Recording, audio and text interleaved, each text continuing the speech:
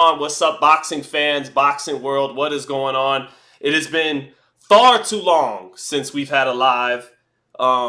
It's been a long time. I shouldn't have left you without a dope round by round live to step to. So what is going on, everybody? It's your man Sean Zittel holding it down from the illustrious, elaborate, high-tech, amazing studios in Las Vegas, Nevada. You know, if you really want to get some viewership on these live round by rounds for a card like this, you have to start hours ahead of time and kind of commentate the whole card. But, you know, I just want to do the main event. So for those of you that'll be tuning in and rocking with your boy, I want to thank you so much. You guys are awesome. You guys are dope.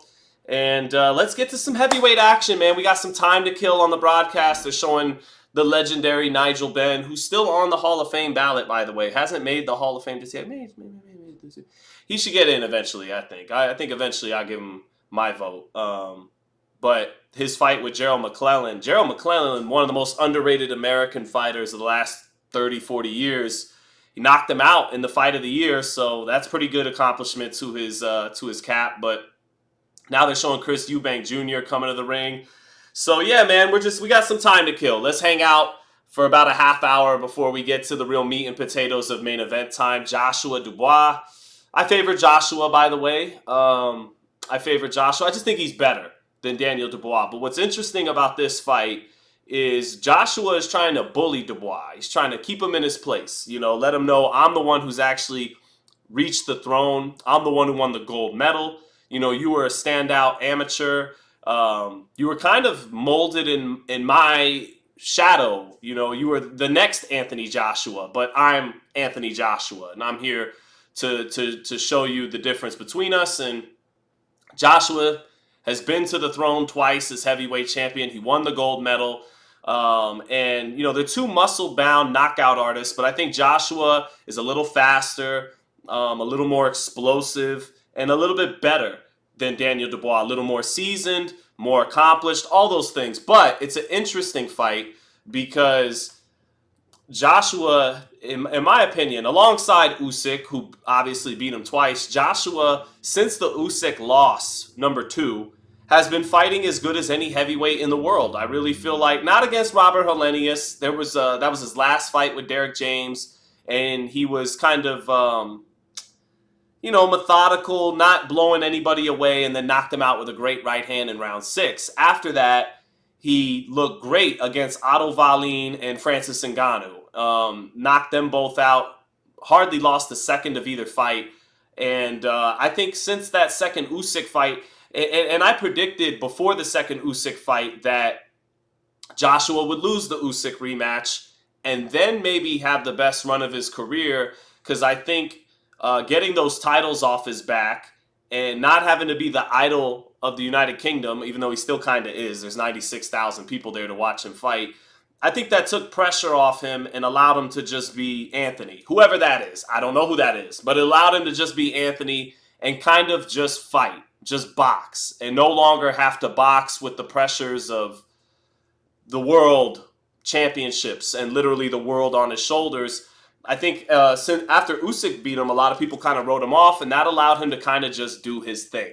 And I think he's fighting with more of a mean streak now. So I say all that to say, the intrigue in this fight is a lot of that been hot air. Is it smoke and mirrors against a former MMA fighter who looked maybe a lot better than he really is in a boxing ring, because Tyson Fury is deteriorating, and not only deteriorating, but took him extremely lightly. And then Otto Wallin, who's a solid heavyweight, but not an elite heavyweight. So has it just been kind of smoke and mirrors? And is Daniel Dubois sturdy enough, powerful enough, punching power-wise, to expose some of that hot air that Joshua has? I don't believe so. But Daniel Dubois has been fighting. Look, at first, after getting stopped by Joe Joyce, having to retire in that fight, not retire career-wise, but retire in the fight itself, a lot of people question Daniel Dubois' heart. And I think ever since that, even in getting stopped by Alexander Usyk, he's been fighting with a lot of grit and a lot of gumption.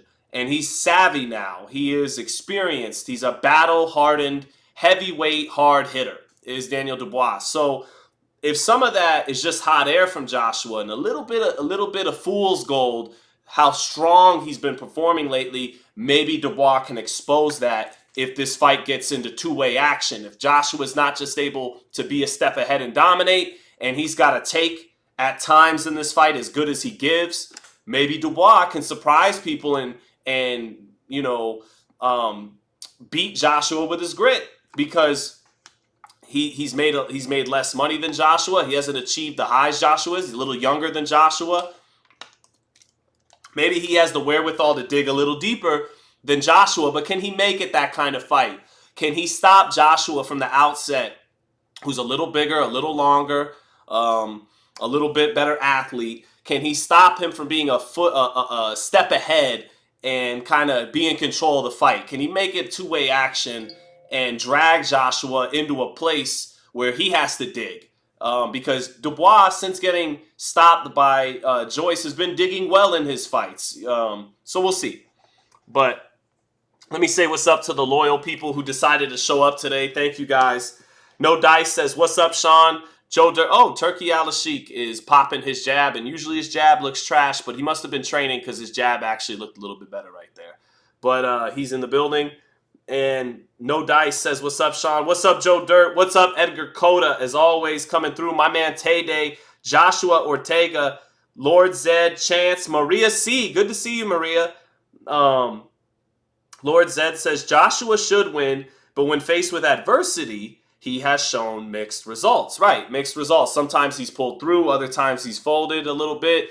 I think Joshua has more dog in him than not. So I think even if things do get tough, he can survive some scary moments in this fight and still be the better fighter. Oh, Devin Haney is ringside. So it looks like he found his way into the arena. No thanks to Eddie Hearn. They had a back and forth today. And right now, Ariel Helwani's talking with Frank Warren. So, guys, I got some time to kill before we get here. Send some stuff my way, please. Send me some questions. Lord Zed said Joshua. Yeah, right. Chris says, what's up, SZ? What's up, Chris? Patty C. What's up, Patty C? Throws the rocker sign up at me. So, yeah, I made a little bit of noise, I guess, yesterday. An aggregator shared what I said on Sean Porter's show about Crawford Canelo is a legitimate possibility, right? And the aggregator said very likely, highly likely to be next. I didn't say it was highly likely to be next. I said it was a very legitimate possibility, right? So to clarify, nothing's official about any Crawford Canelo fight. Actually, I hear some of the contrary from some of the people in the business, that Canelo is working on another May fight that would be very big. One that's what would be very big. But to expand on why I said what I said, I went to Jaime Munguia's workout. There was a lot of established, credible, long-tenured Mexican media in attendance at that workout. I spoke to some of the media there, and from what I could gather, nothing close to being set in stone, nothing close to being official. But from what I could gather, they felt like the established, long-tenured Mexican media close to Canelo Alvarez said if they had to wager, they would suspect that the Crawford fight would be next, and that the outline of the fight would be a PBC Riyadh season, Cinco de Mayo weekend kind of fight in Las Vegas, Crawford-Canelo. So I couldn't help but pass that on, because the people that I spoke to about it tend to know what's going on with Canelo Alvarez before other people do. And again, they didn't tell me it's next. But I asked them, I said, hey, what do you guys think's next for Canelo? And they said, I think Crawford. I think Crawford next year. I think Saul is warming to that idea. Thinks it's a very winnable fight, him and Reynoso. And there could be a lot of money in that fight. So that's all. That's it, and that's all. He could very easily fight David Benavidez next May. Maybe he sets his sights on Bivol if Bivol can beat Beterbiev. I'm actually picking Beterbiev in a slight upset of that fight next year. Maybe he fights Chris Eubank Jr., who was rumored to get the fight instead of Berlanga this past weekend. So maybe it's Eubank. Maybe it's Benavidez. But maybe it's a legit possibility that it is Terrence Crawford next year. And when the people who told me guessed and suspected that it was Crawford, I gave that some legitimacy because these are the people that usually have are the first to know who the next opponents of Canelo Alvarez are. So that's it, and that's all on that front. Has the fight Monster Chon says, has the fight started yet? No, not yet. I have Dubois by upset TKO. We'll see, man. If you got Dubois, I'm interested how.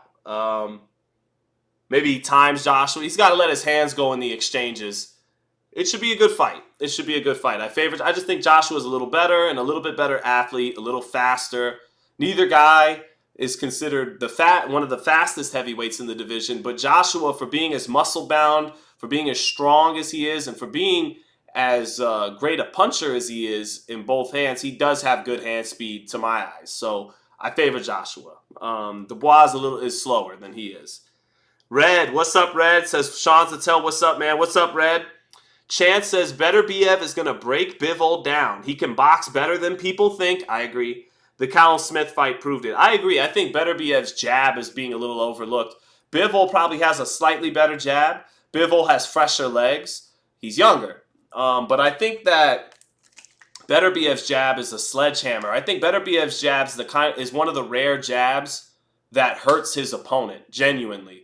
And, Beterbiev, despite being a knockout artist, he isn't a clubbing puncher. He doesn't have to get fat on his shots. He hurts you a lot of times up the middle with straight shots. And he's got a nice straight right hand of the body. He's got underrated footwork. He can close the gap in part because he has educated feet. And he uses them in an aggressive manner. He's not necessarily a guy always circling the ring like Bivol, but he can use those feet to cut distance and double up his jab, triple up his jab, and that jab hurts when he comes in. It's almost like a power shot for other fighters.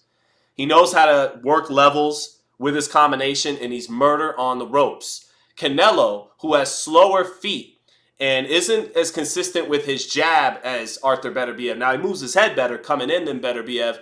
Canelo was able to get Bivol on the ropes early and often. Not so much as the fight progressed in the middle and in the second half of the fight, but he got Bivol on the ropes early and often, tried to pound his arms, tried to split the high guard with the uppercut.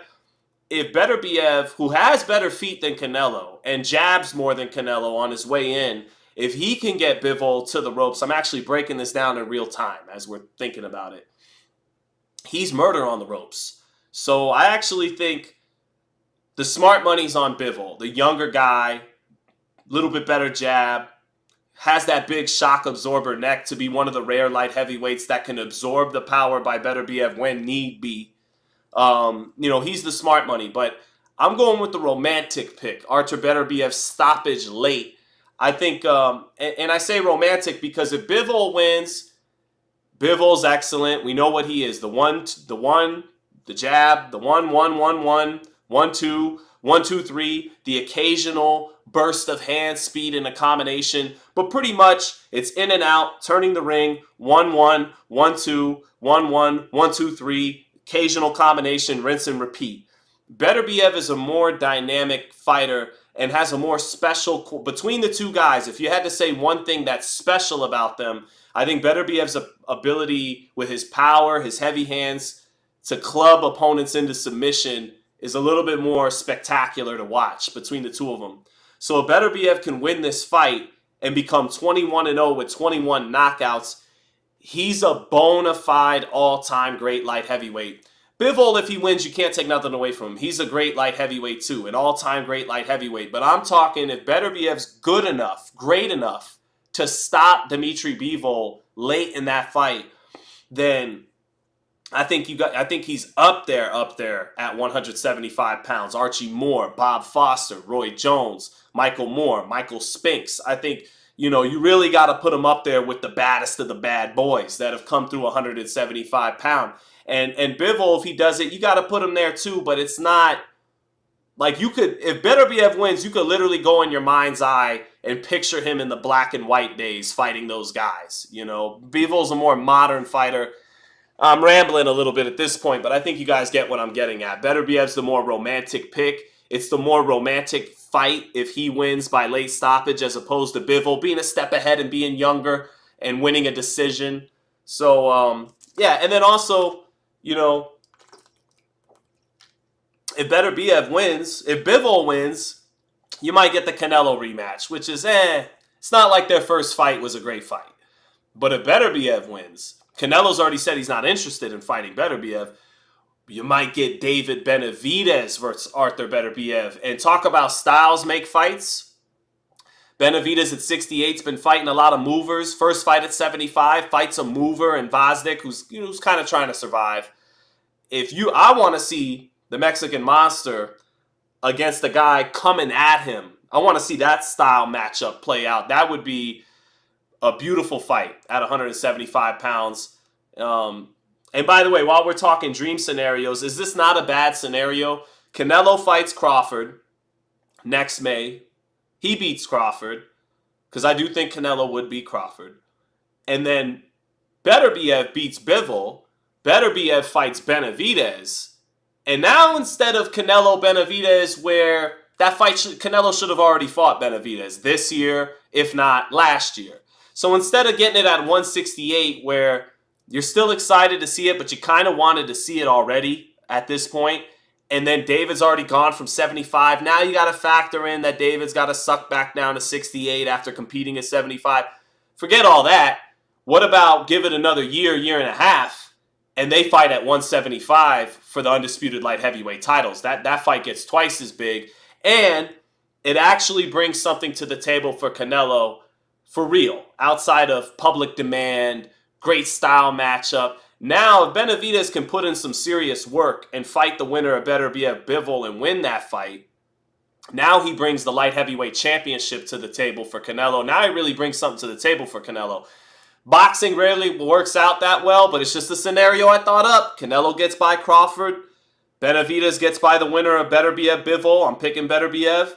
And then you get Canelo Benavidez for the undisputed 175-pound title. You can dream, right? You could dream. Probably won't happen that way, but let me see.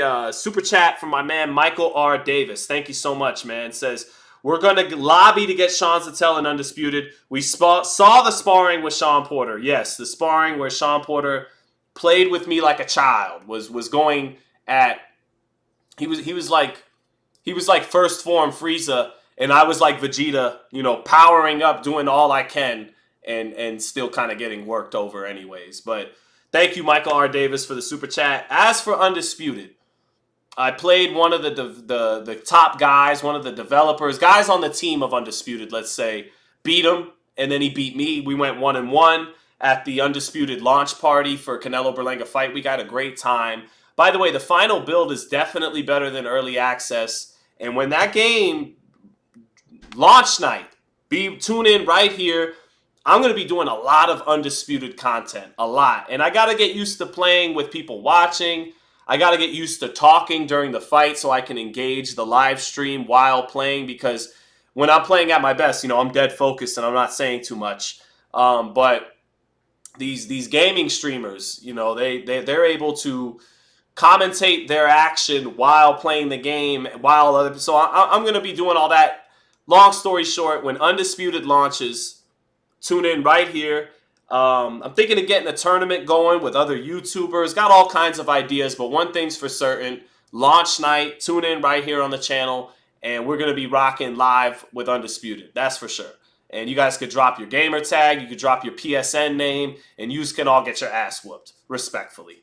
So, no, thank you, Michael R. Davis, for the super chat. I got my man, Jameson Childress. What's up, Mr. Quake? Good to see you, Mr. Quake. Always good to see you, Mr. Quake. Let me say what's up to Jameson Childress. Sends me the super chat, says the Mexican Monster versus the Russian Rhino. I like it. Look, all right, this is TMI. But if you give me Beterbiev Benavidez, I'm a man who's been covering boxing 15 years, been covering a long time, and the longer you cover it, the more it takes a real good-ass fight to get you excited. I'm going to go out of the Eddie Hearn playbook. They give me Benavidez. I'm going to come with a boner like this for Benavidez. I'm just kidding. That's very pause-worthy. But anyways, you get the point. I'd be extremely excited for Benavidez Beterbiev. That's just a great fight. If you tell me Canelo Benavidez at 168 or better Biev if he were to beat Bivol versus Benavidez at 75, I'm taking better Biev Benavidez, man, because I don't like this. David has had to go to 75, now going back to 68. As you near 30 years old, that could catch up with you. So I'm almost like, forget it, man. Like, go handle your business at 75. Let's see that. And then we'll see if Canelo's interested after that or anything. So, but yeah, main event time. Joshua Dubois. Tail the tape. Joshua 34, Dubois 28. He's got the 6 years of youth on Joshua. But Joshua, kind of like Lennox Lewis, the last great British heavyweight champion. Well, no, let's not forget Tyson Fury's a great British heavyweight champion. But kind of like Lennox Lewis, another British heavyweight champion. Lennox's prime came in his early to mid-30s. Maybe Joshua, through his seasoning, his experience, his power, maybe he's actually at his true prime right now at 34 years old. So we'll see. A little more time being killed by DAZN until we get to ring walk time. But Molly Mall said that was a bit personal. Relax, It's Only Money said, yo, what the fuck? Jameson Childress is laughing. Yeah, I don't know. Maybe it was a bit much, but you get my point. If you give me Benavidez better BF for the titles at light heavyweight, I'm genuinely very excited and happy to be covering boxing that day. That would be, mwah, that'd be beautiful. Sorry, that'd be beautiful violence right there. And I tell you what, I got Benavidez because he'd be getting better BF after a mountaintop moment at 40 years old, and styles make fights. I think better Biev, bringing that smoke, bringing the heat, coming forward on the front foot. I think Benavidez has yet to have a marquee level fight against somebody trying to come at him, as opposed to Caleb Plant, Demetrius Andrade, Alexander Gvozdyk, guys staying on the back foot basically all night long. And I think Benavidez, let him grow into 75 a little bit better. And I think his performance against Gvozdyk was overstated in how unimpressive it was. I think in the first half of that fight, he was impressive. Hurt his hands, whatever. Don't want to make too many excuses for it, but hurt his hands and whatever, and then faded in the second half of the fight. But still clearly won. Arguably won more rounds. Didn't stop him like Beterbiev did. Gvozdyk was semi-retired. Came back against 3 unknown opponents. Didn't even go the full 10 or 12 rounds in any of those. So I get it. He fought a faded Gvozdyk. But Gvozdyk was actually trying to win against Beterbiev. He didn't try to win against David Benavidez.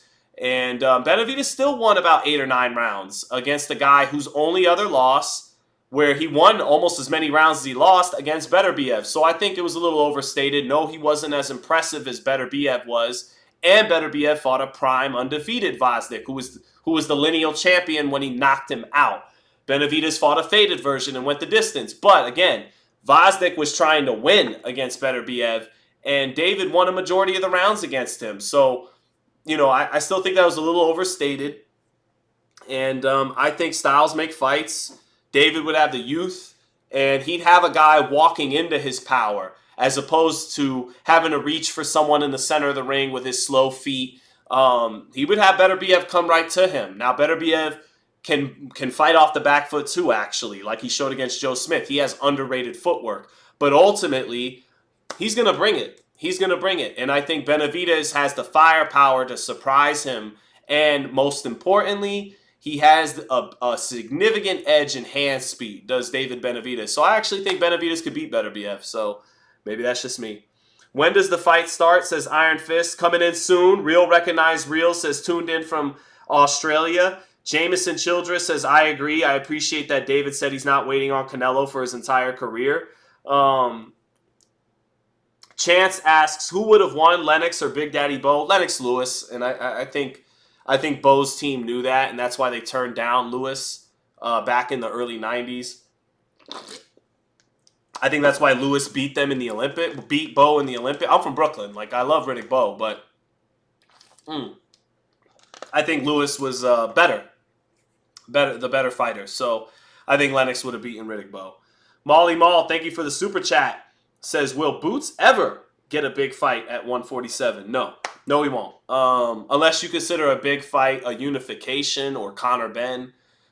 Those are possibilities. But like a big fight, that ship's there is no big fight at welterweight. Again, unless you consider truly like Conor Benn or Mario Barrios or Stan Jonas, but even those guys do not want to fight him. Eddie Hearn could make a Conor Benn fight, but his dad promoted Conor Benn's dad. It seems to be a little deeper than boxing for Eddie. Not only is Conor his countryman, but again, his father promoted his father. They got thick ties, and Eddie's kind of ride or die with Conor Benn. I think he has other plans for Conor Benn other than feeding him to Boots.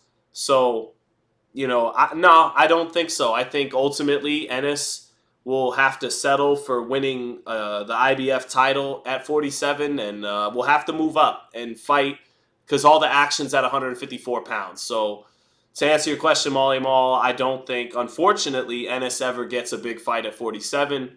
Would have loved to have seen Crawford back when he had all the titles after knocking out Errol Spence defend those titles against Jaron Ennis. I think that would have been a bigger fight than expected, even though Ennis was unproven at that level, even though he had yet to draw a significant crowd in the aftermath of Crawford and Spence. I think people would have showed up and bought that fight. But it never happened. Crawford not interested in facing Ennis to this point, and it's been overdue. Canelo hasn't been interested in facing Benavidez. Maybe he fights him next May after all. So go ahead and fight each other, Canelo and Crawford. You guys make the bag, make the money. You guys are well into your 30s. Two of the true faces of boxing, especially Canelo.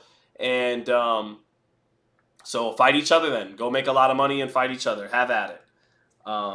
Because after a certain point, I kind of am giving up on the, will you fight Boots? Will you fight Boots? Will you fight Benavidez? Will you fight Benavidez? All right, I'm almost ready to move on then. And so they can fight each other. Now, who is this? Oasis? The overrated Oasis? The Oasis that I heard compared to the Beatles? I don't believe in anybody. I don't believe in anybody. I don't know. I don't really, I don't know. It's Oasis. Is there any Oasis fans in the chat? So, fight is starting, Mike. It is. We're just waiting now for main event time to start. Got Oasis performing. Maria C says very overrated. Thank you, Maria. Thank you. I just know that they are overrated when they're compared to the Beatles, who are maybe a little overrated too. But they are the fucking Beatles. They do definitely got some great songs. Didn't most of us go through a Beatles phase in high school where we listened to the Beatles and all their songs and thought it was amazing, and then we got older and we're like, oh, it's cool, but I'm listening to other stuff. I don't think I'm whipping up Sgt. Pepper again or the White Album again and just listening to it again. No. It's just me, though. Best Beatles song, probably Come Together. One of them. So yeah, Oasis. Anybody got some other boxing question? Mr. Quake says I'm more of a Radiohead guy.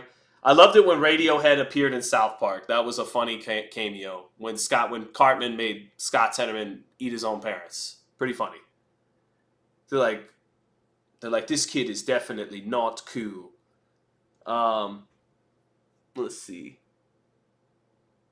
Relax, It's Only Money says they need to stop the musical performances. Yeah, I don't know. I saw Eminem perform in downtown LA, not downtown LA, in LA at that Crawford fight. I liked his first 3 albums a lot. I definitely bought them as a kid and listened to them front to back. Funny, we are killing time as Oasis sings, so if there's any boxing talk you want to shoot my way, please shoot it, but I will digress at times. Kind of funny how Eminem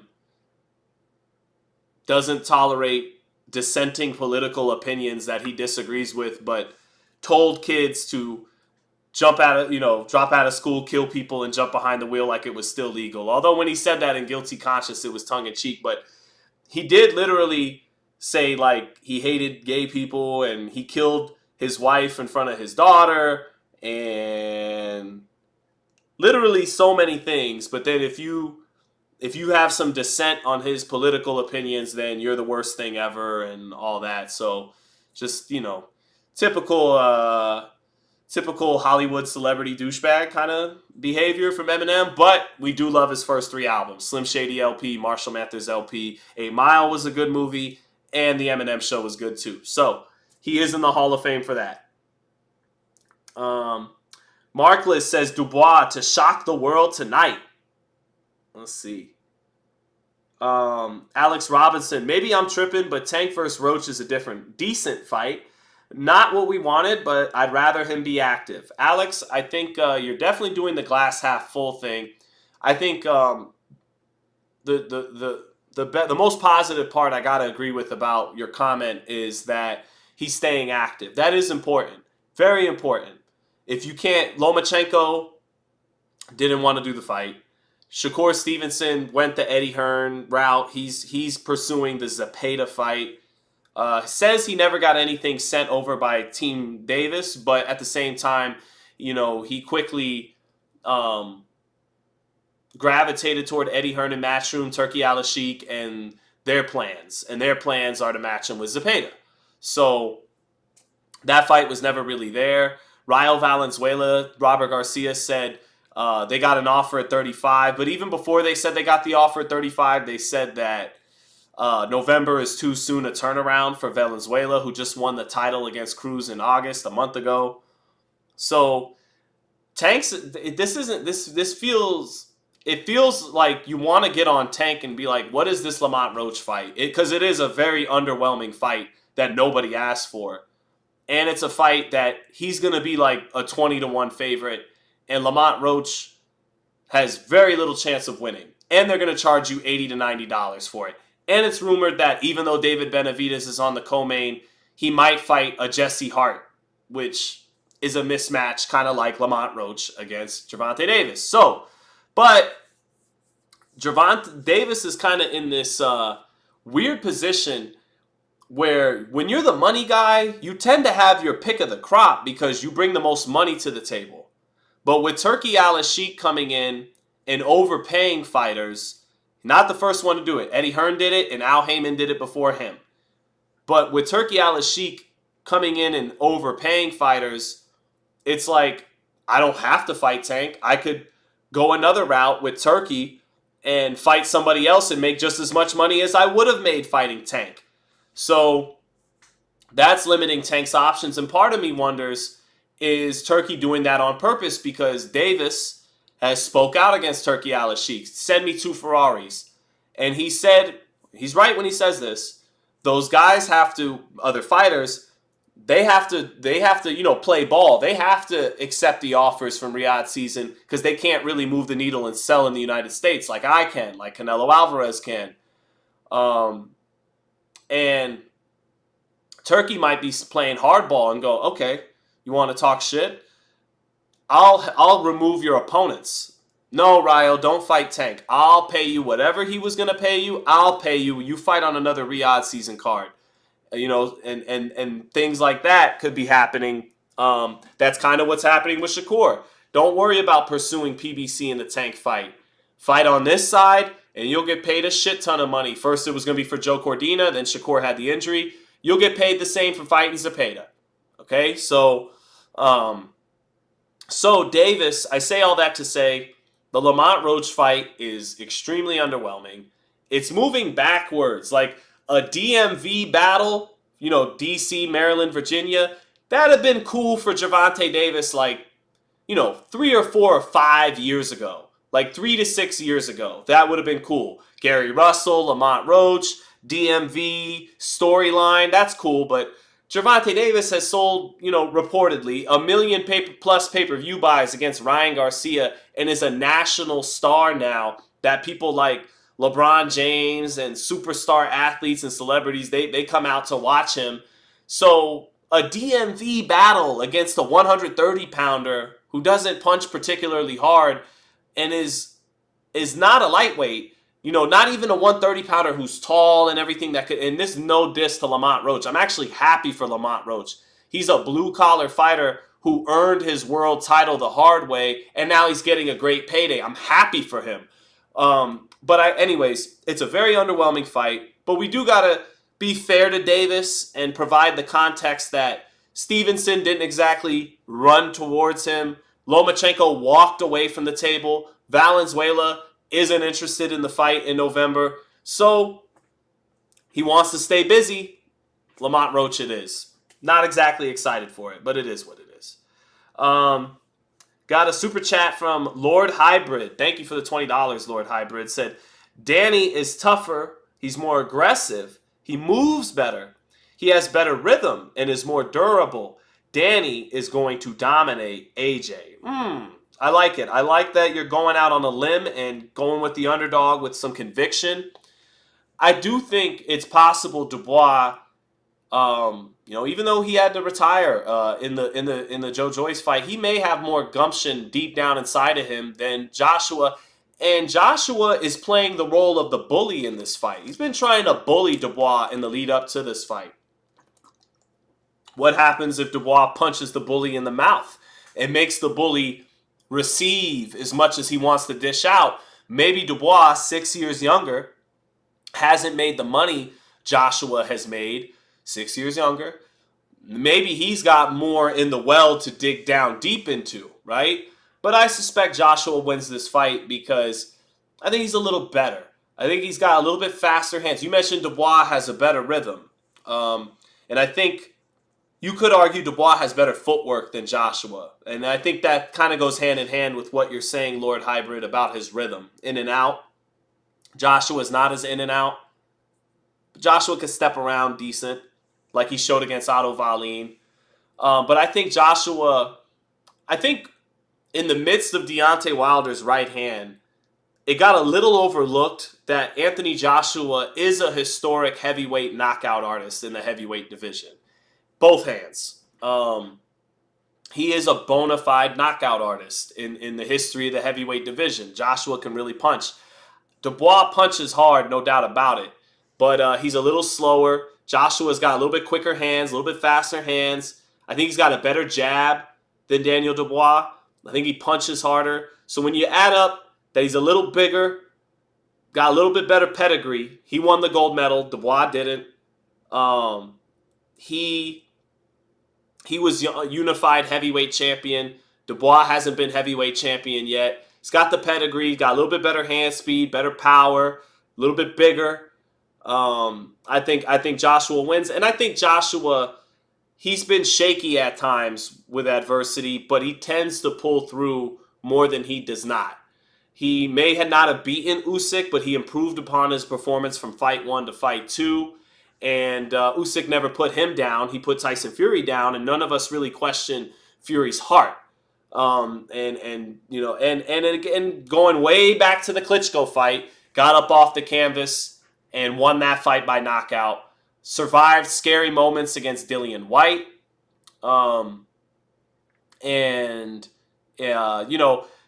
Fought very, very, very timid in the rematch with Andy Ruiz, but he won. He went from getting knocked out at Madison Square Garden, traumatized him, and had enough gumption to find a way to win a rematch, even if he was very timid. So Joshua is fairly perceived as a shaky guy when it comes to adversity, but he tends to pull through it. So I think he can pull through that. And first of all, Dubois got to stop him from being a step ahead with the better jab, being a little bit bigger on the outside, a little bit quicker. He's gonna with the hand speed at least. So first things first, Dubois got to find a way to make this a competitive fight and not let Joshua play from ahead. Like if we were talking football or basketball, not play with a lead, not have a step up on him from the opening bell and just be a step ahead of him all night. He's got to find a way to get that fight on even terms. Whatever the tactics are, he's got to do that. And then see if Joshua's recent run over Helenius and Wallin and the great knockout over Ngannou, if that's a little bit of smoke and mirrors, that's what we want to see, I think, as boxing fans. We want to see Dubois challenge Joshua enough to see if this new Joshua, who's having this kind of, Lennox Lewis, Vladimir Klitschko like rebirth in his 30s, in his mid 30s, if it's for real. Let's see if Dubois can test how real it is tonight. I think that's what we're here to see. Um, so let's see. Danny says, I hope Dubois wins. He's an amazing trash talker, a work of art. Gift the Gab game 100. Well, shout out to the deceased Gift the Gab from Black Alicious. That's my favorite Gift the Gab. But is Daniel Dubois a talker? He doesn't bite his tongue. He lets you know he thinks he's going to win the fight. He doesn't let his opponent try to punk him. He lets you know he's there to fight. I don't know. Maybe I'm not as well versed in my Daniel Dubois trash talk, Danny. Is he a good trash talker? I haven't looked into that too much. Tay says Tiafimo would have to move down. I doubt it happens. Mr. Quake says, do you think a boxing event should be in Africa, Sean? Yeah, probably long overdue. Don King got reported as being maybe a little under the weather today. Shout out to his creative genius for the Rumble in the Jungle. Without him, that fight wouldn't have happened. Yeah, the motherland. We all know a lot of boxing's greatest fighters are black, and their descent comes from, the cradle of civilization. I'm showing respect to Africa. I think every now and then, why not have a big fight in Africa? But, the business gets in the way of all that. You're not going to make as much money fighting out of there as you would in Las Vegas with the big casino site fees, or Riyadh, or wherever, and so I'm not the guy to put that together. But on a base level, asking me if, there should be fights in Africa, I think so. Why not? It's probably been too long since we've had a significant fight there. Let's see. Stevie Hernandez says, how many fights until the main event? We're almost there. We are almost there. We're watching this commercial for Joshua and Dubois, and then we get to main event time. Danny says we're all African. We are. If the first human being came from Africa, then you are correct. We are all African, to a degree. Some of us more than others. Yeah. I got it AJ 8-4, says Jameson Children. What you think? I think this fight ends in a knockout. These guys are both heavy punchers, but there is a chance that the power on both ends makes both guys a little cautious, makes them both think twice, and, we get a silent agreement, and this fight can be dull. But I think Joshua has been walking around with a certain mean streak. I think Dubois is not here to bow down or lay down or back down. So I think this fight ends in a knockout, and I got Joshua winning this fight in by knockout. But I don't count Dubois out. I'm interested to see if Dubois can make this a two-way street, make this a really competitive fight, and test Joshua's gumption, which hasn't been tested since the Usyk rematch. So we'll see. Christopher says, Sean, when did your passion for boxing start? What's the first fight you remember? Well, my passion wasn't there yet, but I remember being 6 years old and Tyson Holyfield's rematch being on in Brooklyn when I was still living in New York. And I don't so much remember the fight. I remember my father and his friends and my uncles, heavy New York accents, cursing at the screen, upset that Tyson had did what he did. And then I remember the next morning in line at the bank with my mom, there was a fella with reading the newspaper about the fight, and he's like, man, I wish I was Evander Holyfield. And me being naive as a kid, I go, why? You wish you could fight that good? Like, you could be heavyweight champion? You wish you could fight like Evander Holyfield? He's like, no, wish I had his money. Because he was reading an article that both guys had received a payout of like $50 million each in 1997. So that's like my first memory of big time boxing. I actually wasn't even 6 years old yet. First fight I remember really watching and being enamored by was De La Hoya Vargas. I had my friend Anthony.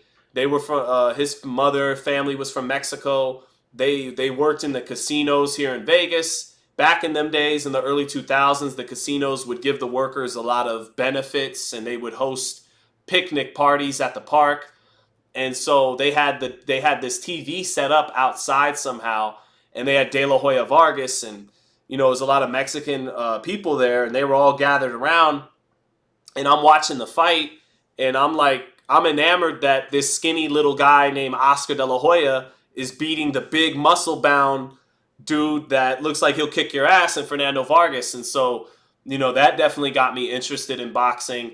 But it wasn't until coming over a friend's house for and I had watched Fernando Vargas in a comeback fight in 2003. I loved that fight. I watched that at the same friend's house. They were Mexican too. It was Fernando Vargas against Fitz Vanderpool, I think. And against Fitz Vanderpool. That was early 03. But anyways, the fight that solidified my passion, it wasn't even really a good fight, was De La Hoya Hopkins. And I had fallen in love with Bernard Hopkins' story, and I fell in love with the buzz and the production of a big fight from HBO. So that was September 18th, 2004, I think. From that moment on, I was hooked on boxing, and the NFL and other sports, the NBA, they took a back seat to boxing. By the end of that year, I was in a boxing gym and had a couple amateur fights over the next 2 years. And, and definitely realized, like, I'm not going to be a fighter, but I want to be a part of boxing. So I decided to try to become a media guy. That was the goal in high school. So here we are. Yep. Was I impressed with Vargas last night? And right now, everybody's got their cameras out. It's set for ring walk time. As soon as we get to ring walk time, I'm going to jump right into this action. But, we're killing some time until then. Were you impressed with Vargas last night? I continue to be impressed. I'll say it again. If he has the fundamentals and the durability to back up the special effects, all the switching and the fast twitch hand speed, he has wonderful hand speed. He's got a lot of talent, a lot of flashy talent. But if there's real substance there, and by substance I mean he's fundamentally sound and he's durable. He can take punishment when you need to. Then he's going to go extremely far. And he could be a real star to superstar in boxing because he's super marketable. He's a good-looking young kid, talks well, and has blazing hand speed, and he's got quick twitches. But we got to see, how's he like it when someone starts hitting him back? Does he take a punch well? Can he bite down? Can he adjust? Can he be intelligent? I like the hand speed. I like the quick twitches.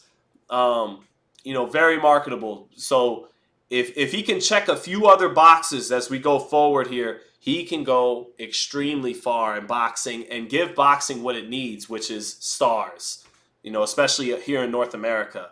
So, yeah. So, let's see. Now we're getting close to main event time. A lot of, they're probably singing Sweet Caroline or some bullshit like that. Let me hear it for a second. Yeah, Sweet Caroline's being played. I know he's been in a big stadium. Whoops. Fight just over. What'd I do? Let me get back to the live. Sweet Caroline. Overrated pre-fight song. We're just waiting. What's up, Fleet? What's going on? Michael R. Davis says, look at how big Devin Haney is. He's standing next to Terrence Crawford and he's dwarfing him. Yeah, Devin is a welterweight. Devin is like how Shane Mosley and kind of Oscar was too, where early in their career they're fighting at lightweight, but they're really welterweights, taking advantage of being in their 20s and boiling down to sucking down to a weight as long as their body will allow them in their 20s. He's not the first to do it, not the last to do it. Mosley did it, De La Hoya did it. I see them right now standing next to each other, Crawford and Devin. I wonder what they're talking about. It seems to be relatively friendly. Tay says, the Davis brothers versus the Vargas brothers. Well, we know Keyshawn and Emiliano are the breadwinners of those head-to-heads. I got to look into how that works weight class-wise, which brother would fight which. I know Calvin would have to fight Fernando Jr. I'm not as well-versed on Keon yet, who's set to make a pro debut soon. Keyshawn and Emiliano are in the same weight. I know Kelvin and Fernando Jr. close. Look, it's not. They're not on the same trajectory right now. Emiliano just turned 20. Keyshawn's 25. Emiliano's not ready for Keyshawn Davis yet, but he could be better at 25 than Keyshawn is right now at 25. I wouldn't be surprised if that's the case. I like Keyshawn. I've always believed in his talent. But there are some holes I see there too. He's a little thin in his lower half, and against good punchers because he fought a good Miguel Medueno in his last fight, and Medueno punches hard. But Keyshawn, to his credit, didn't get hit clean a whole lot. He was good enough defensively that he didn't have to take punches too solid on the chin or to the body. But against a hard puncher who can find the mark, Keyshawn might be a little thin in the legs, a little in his lower half. And then Keyshawn, look, I'm a pothead, and again, I actually really like on a personal level, like Keyshawn Davis. Dude's got a good personality. He's fun to talk to, an engaging personality, got a great smile that can light up a room, and I like watching him fight. He has a long, good jab. When he throws combinations, he's creative with his punch selection, and he shows good defense with the upper body movement. But I see leaks in the upper body movement. I see he's a little thin in the lower half. And then I mentioned I'm a pothead earlier. That's not great that he's flirted with the idea of not. He ultimately said he had a talk with God and has put the weed down, and that's good for his boxing career. Outside of boxing, if you weren't trying to be the best fighter in the world, do what you want, smoke weed. But if you're trying to be the best fighter in the world, you can't mess with that stuff. And then little bit of immaturity. You're 25 years old. Top Rank's not going to throw Emiliano in there with you. So why work up such a sweat, hollering about it? Handle your business that's realistically in front of you. Get ready for a Denis Berancek fight. Bring Raymond Muratai. He's already said he'd fight Muratai. Muratai said he wasn't interested in fighting him, so I understand that. But what I mean is deal with the real reality in front of you. Don't go calling out Emiliano and all that when Top Rank's not going to put that kid in there with you yet, and just little things that show glimpses of immaturity. He's only 25. I was worse, but little things like that make me pause. And Emiliano got some great hand speed and some really good talent with his upper body quick twitches. If he can develop and get better and better and better from 20 to 25, he might be better at 25 than Keyshawn is. So, yeah, we'll see what goes on there. Sweet Caroline or We Will Rock You, which is overrated, Sean? Sweet Caroline. We Will Rock You is a great song. We Will Rock You and We Are the Champions is a great doubleheader, back-to-back song. So I like Queen. Queen is great. We Will Rock You is so good that Floyd came out to it for Sharmba Mitchell. We Will Rock You is so good that Oscar De La Hoya used it in his mix for the Fernando Vargas ring walk. Neither guy would ever mess with Sweet Caroline. All right, enough of that. Daniel Dynamite Dubois set to walk to the ring now. Here he is, the underdog. The man 6 years younger, now a battle-hardened heavyweight, has been through the ringer. Got stopped by Joe Joyce, got stopped by Alexander Usyk. A lot of people thought that he may have landed a legit body shot to beat Alexander Usyk, and I'm mistaken. Daniel Dubois is the IBF heavyweight champion tonight. This is for the IBF heavyweight title. I thought the title was up for grabs for Joshua and Dubois, but I'm mistaken when I was saying earlier Dubois has never won a heavyweight title. He is, despite walking out first, the reigning champion in this fight. And that IBF title is the first title Anthony Joshua won. He won it by knocking out Charles Martin in 2 rounds with a right hand.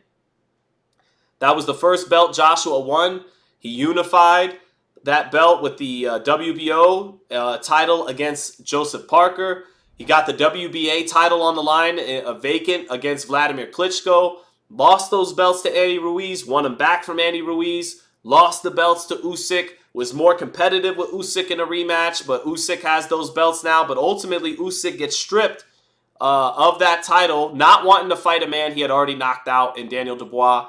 Daniel Dubois is walking to the ring first as a champion, as the IBF heavyweight champion. So a chance tonight for Anthony Joshua to pick up his 7th world title in the heavyweight division. He's had the IBF, WBA, and WBO twice. This would be the 3rd time he holds the IBF heavyweight championship if he beats Daniel Dubois tonight. But Dubois looks ready to fight. I don't think he's intimidated of Joshua. I think he's more ready for this fight after all his experience than he ever was before. And he has a legit shot to beat Anthony Joshua tonight, no doubt about it. I believe Joshua deserves to be the favorite. I favor him to win this fight, but won't be shocked if Daniel Dubois, who's been fighting with a lot of toughness lately, pulls this thing out. And he's getting the fireworks on display at Wembley Stadium and is making his way to the ring now. So, let's see. Michael R. Davis correctly pointing out that Daniel Dubois got the makeshift Mike Tyson towel and shirt on. No doubt about it. Yes, he does. Here we go.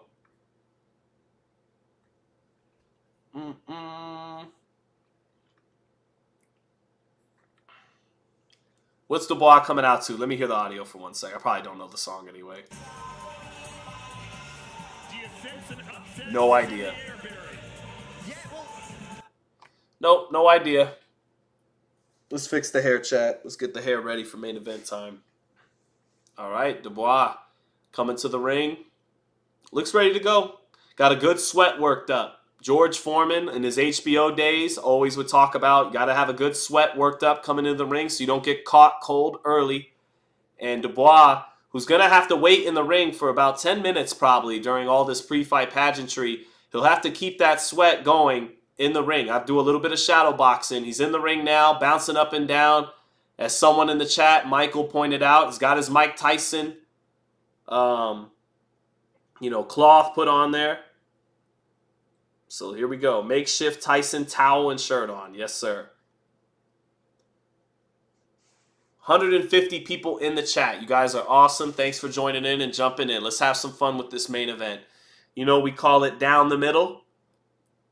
No bias here. No dog in the race. I make my pick because I know the people want to know who do I think will win. I think Joshua will win. But if round 1 is 10-9 Dubois, it's 10-9 Dubois. And we'll call it right down the middle here. So good to see a fight back in England as opposed to Saudi, where smaller venues. Often, a lot of these British fights have been in Saudi lately, and it's good to see them back home, really where they probably belong. British boxing's momentum is slowed down in part, I think, because a lot of those guys were in the pocket of Daniel Kinahan, and he had to locate to Dubai and Saudi Arabia, and the Saudis got invested in boxing, and so British boxing, which was on fire 10 years ago, lost some of its momentum because a lot of their talent has been fighting in the Middle East lately. And then Eddie Hearn, who was the youngest promoter, kind of helping alongside, of course, the OG Frank Warren, spearhead that British boxing momentum that was even making its waves in the United States. Eddie wanted to conquer America and kind of failed in his first venture. He's still trying. And in directing his attention to stateside here in the United States, took his eye off the ball a little bit back home in the United Kingdom. Not to say he still hasn't put on a lot of big shows over the last couple years there, but they've been fewer and further between as he's aligned himself more and more in the Middle East. So it's good to see a 96,000 seat venue filled up back in the United Kingdom. And here comes Anthony Joshua.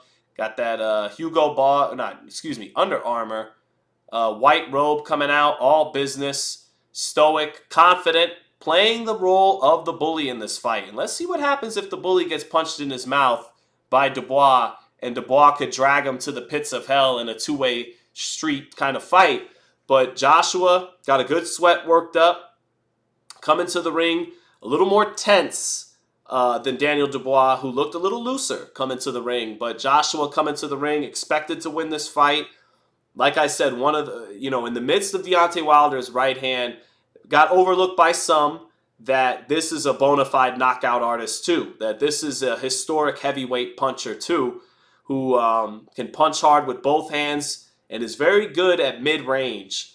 He's had some. He knocked out Charles Martin at long range, straight right hand on the outside, but his heaviest thunder tends to come from either his uppercut or his left hook.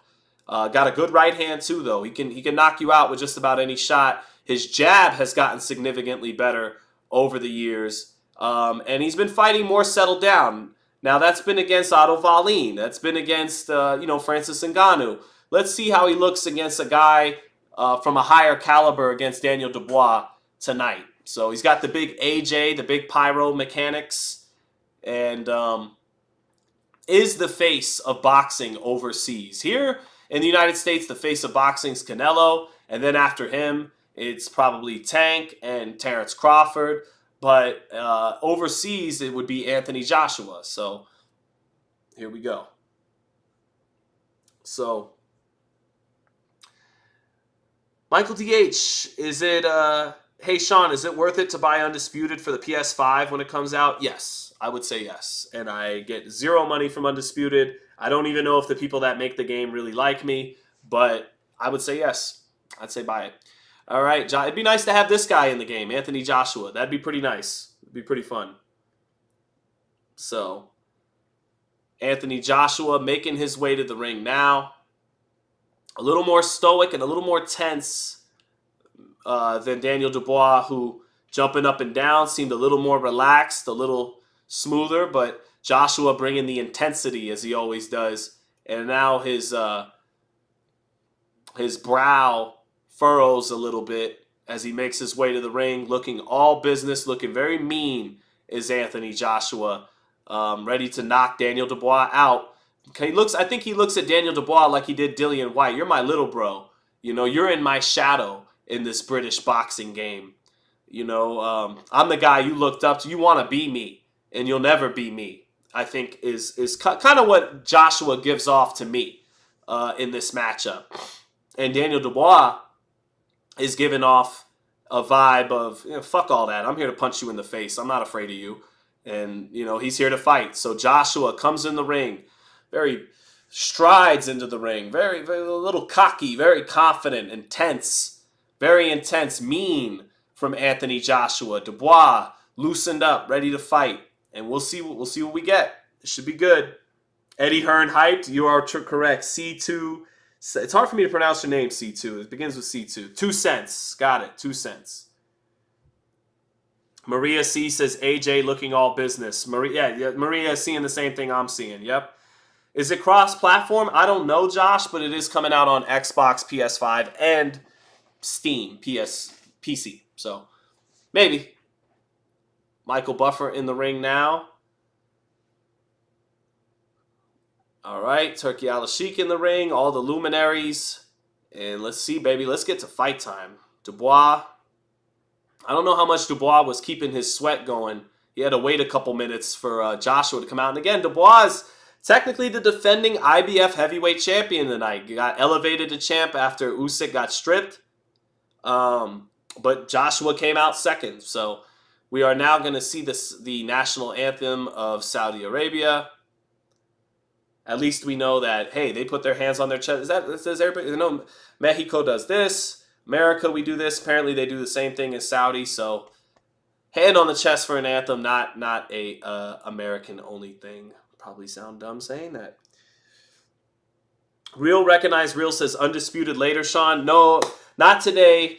I don't really want to play early access anymore. After getting to play the final version, Leonard Blavatnik is ringside too. That's the financier of DAZN. Also owns Warner Music Group. He's there. And no. We're gonna be going Undisputed on launch night, October. 11th? Or am I thinking of the Dragon Ball Z game coming out? Anyway, launch night. Be right here. Midnight launch night. I'll be streaming. You guys put in your gamer tags, and we're going to be playing for hours on end with the final version, the final release next month in a couple weeks. So keep it locked in. We'll be doing a lot of Undisputed stuff, but I'm done playing the early access. I'm ready for the full game now. So keep it locked in. Plus, I got to take the family to the arcade after this fight wraps up. So told my son I'd take him to the arcade today. We are finishing through the pre-fight pageantry. Now the British anthem is being played, and it's crazy to me that that anthem can be in flux. It's fluid. It's anthem fluid. For years it was God Save the Queen. Now it's God Save the King. It's kind of crazy to me that their anthem can change as they have either a queen or king in there. Very, very anthem fluid anthem. So, Olmec Original said, damn, why are we singing Saudi's anthems? Because Olmec, we, not me, but we, as in boxing, not everybody, but most, have sold out to them. So they get their anthem played even when we're not in their country.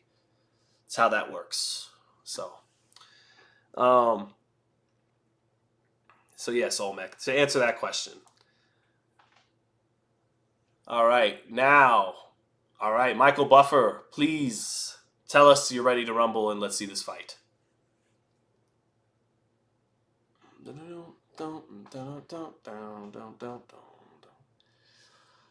As we await, I'm just ready to call some action now, chat. Thank you again to all 150 who came in to join in with me today. Appreciate you guys. Frank Warren giving a little pep talk to Daniel Dubois. Frank Warren saying, now, come on, we got Eddie Hearn's number. Anthony Joshua, kind of, a little bit of interesting look in his eyes. Dubois pacing himself around the ring. Dubois ready to fight. Joshua, kind of staring into the deep void, almost going to the sunken place or something. Now he just looks mean. Now, right as I say it, he furrows that brow and just looks ready to beat somebody up again. So we're just waiting now to get through both heavyweights in the ring. 2 cents says, appreciate the fight call. Well, I appreciate you, man, for hopping in the chat. Appreciate everybody for hopping in the chat. We are just ready for this bell to ring and for the fight to get started.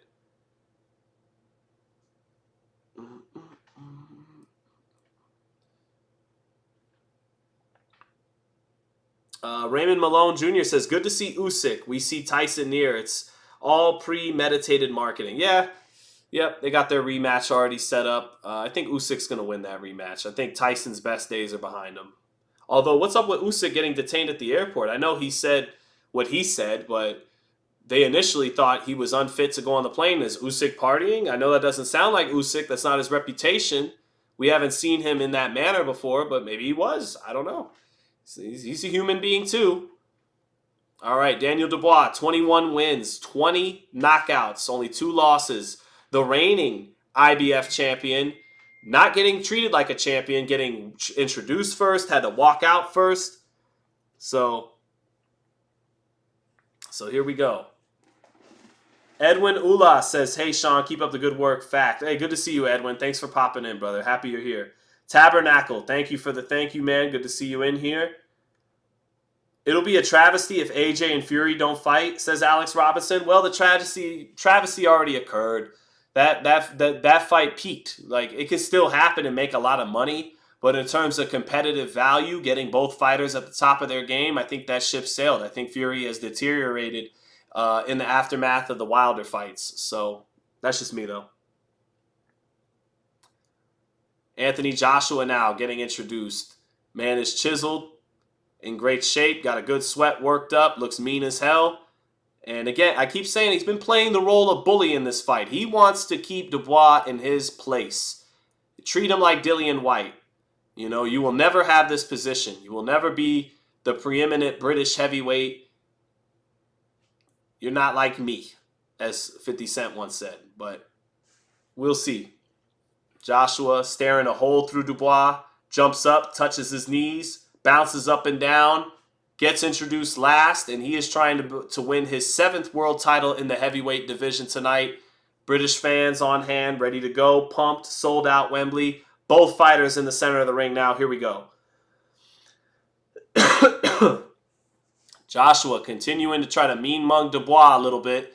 And Dubois, a little bit shorter, stands in there. 83% of fans believe Joshua will win on the fan zone.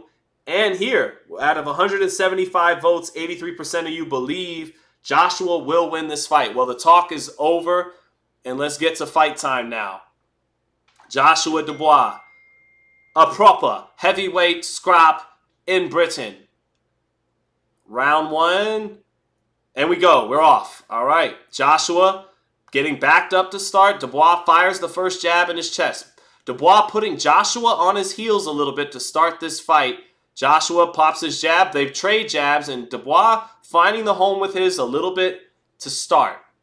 Joshua backing up. Now Joshua steps in. They trade jabs. Dubois good with his jab early.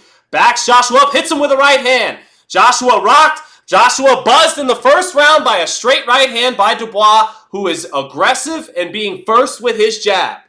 Joshua put on his heels immediately. The bully got punched in the mouth to start this fight. Good start for Dubois. Dubois has to be careful with that jab because Joshua, right as I say it, tries to drop it in, but a jab knocks up Joshua's head early again. And Joshua is known for that pull right hand a little bit, so Dubois is going to have to be intelligent with his jab, but he lands it again early. Joshua getting out jabbed by Dubois early on. Joshua shoots a 1-2, but Dubois catching it on the gloves, keeping his hands high. Joshua not as confident in round one as Daniel Dubois. Dubois shoots that jab to the chest twice, and Joshua ties him up in the center of the ring. Joshua not looking comfortable in the eyes in round one, and Dubois looking ready to go, ready to fight, and he's first with his jab. Referee breaks him apart halfway through the first round. Good start for Dubois. Dubois out jabbing Joshua again, catching and parrying the jab and sticking his own jab up top on Joshua. Now Joshua tries the pull right hand, but Dubois keeps himself compact, catches it on the high guard, and tries to get off on the inside. Joshua threatening with the right hand now. Double jab backs Joshua out of range for a second. Now the two clinch in the center of the ring. Dubois trying to bring his right hand over the top of Joshua's jab. Give him a taste of his own medicine, and they smothered each other there. Minute left in the first round. Dubois getting off first with that jab to the chest. Now Joshua pops his jab, lands his jab in the center of the ring. Steps to Dubois, tries to come over the top with the right hand. Dubois rolls the shot. Both fighters holding their ground in the center of the ring now. Joshua out jabs Dubois that time. Touches him with the jab. Back comes Dubois with a combination, and Joshua ties him up. Smothers the shots. Referee already warning Dubois a little bit. Joshua turning his back as the referee is warning Dubois. I don't like the body language from Joshua here in round one, but trying to steady himself. Eats a jab. Moves off to the right. A little bouncy is Joshua. Now he pops his jab, trying to settle down in there and get his feet underneath him. Dubois bounces up and down now in the center of the ring. Oh, big right uppercut by Anthony Joshua. Timing that jab of Dubois. Dubois getting a little predictable with the jab. And Dubois looks at his corner for instruction. Dips underneath the right hand by Joshua. Oh, big right hand, coming right hand. Down goes Joshua by the ropes. A clubbing, sweeping, overhand right by Dubois. Drops Anthony Joshua. He's up. He's taking the count. Doesn't look good body language tonight, folks. Doesn't look good body language tonight. 10-8 round for Daniel Dubois, who is showing more of that dog in round one. Joshua tried to bully him in the lead up to this fight. Walked to the ring a little cocky, a little bit, like a tough guy. And in round one, got humbled, got sent onto the canvas. It was Joshua backing straight up, a little jittery. Backs all the way up to the ropes where there's nowhere else to go straight back. And Dubois loops his right hand, catches him up while he follows him out of that back door, loops the right hand right on the chin. Down goes Joshua, gloves first to the canvas. Joshua don't like that body language early on, man. Don't like it early on from Anthony Joshua whatsoever. Don't like it early on. Man, some of the chat is blowing up and going crazy. The stable one saying, I told you, you did. You did. All right, round two. Joshua starts with the jab. Left hook from Joshua. Short little left hook off the jab. Touches the chin of Dubois. Back comes Dubois with the jab. Dubois stepping into his shots. Joshua not confident enough to plant his feet and fire. It's Dubois taking the fight to Joshua early in round two. Dubois with another straight right hand. Little short left hook. A combination. Joshua trying to hold on. Joshua's got to fight because he's not going to outbox Dubois like this. He's getting pummeled with some combinations. His feet aren't underneath him. His legs aren't underneath him.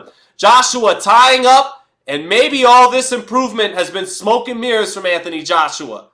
Daniel Dubois Doesn't get hit by the pull right hand. Joshua trying to pull that right hand. Joshua's got to go to his bread and butter and fire. He's got to plant his feet and exchange here because he's getting beat up early in this fight.